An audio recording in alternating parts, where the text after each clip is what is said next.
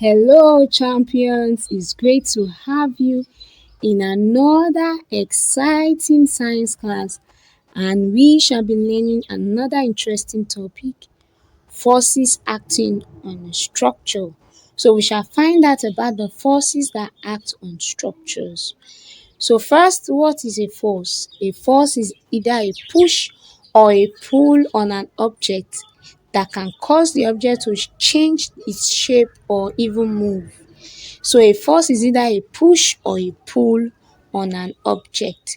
Examples are of where these have been applied is when you push a car, when you pull a truck of load, when you pull a rope, or pushing a wheelbarrow.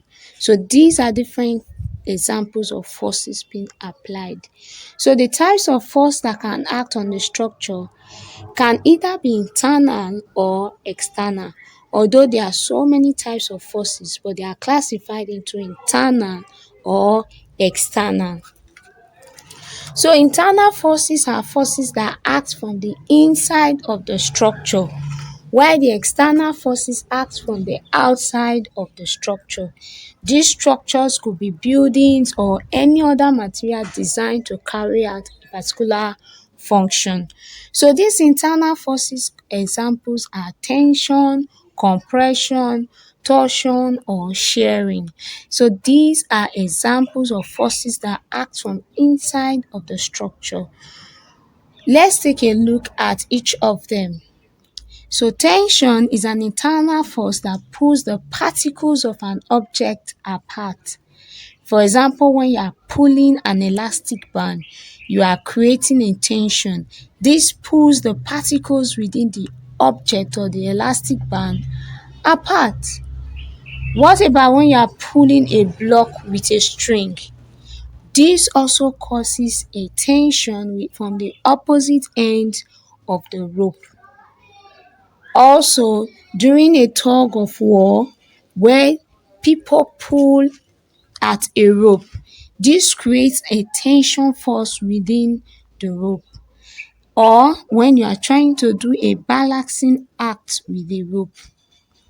Now, the rope used for climbing a mountain also generates a tension force, and all these forces are created within the object, trying to pull the particles within the object apart. So it is important to know that we are trying to pull up a load with a string. Tension force is usually created within the rope. So the next we shall be looking at is the compression force. This is an internal force that presses or squeezes the particles of an object. This, unlike the tension force, tend to squeeze or press the particles together. This is what happens when you are trying to squeeze an object or you sit on a bench. At that moment, it is experiencing a compression force. The next is the torsion force. This is a force created when you twist an object. It twists the particles of the object. For example, when you are trying to turn a door knob, or you are trying to open or close, you are trying to open or close the lid of a container.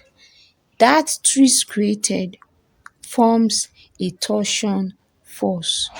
This is also what happens when you are trying to squeeze out the water from a towel. So these are examples of how torsion forces are created. The next is shearing. Shearing is the force that acts on an object as a result of push or pull from the opposite sides of the object. This usually results in a tear of the object. For example, when a strong wind is blowing against a tree or you are trying to cut a piece of paper with scissors. So this usually is the force created when you are trying to cut objects. So the next are external forces. External forces act from the outside of the structure. For example, when you place a load on the structure That load becomes the external force, or the force that is created on the beam of a bridge that vehicles pass through. An external force could also be weather. Weather could also be an external force acting on objects or structures.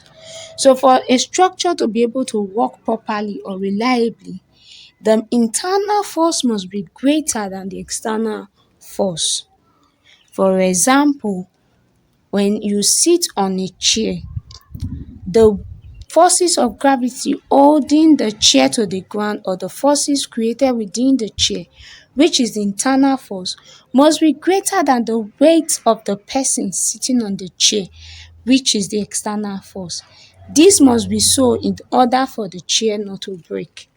So for structures not to fail, they must be able to withstand forces, else they will experience structural failure. Structural failure means when an object is not able to perform its function, or a structure not able to perform its function. So for structures to be able to withstand forces, the first thing to do is distribute the load all around the structure.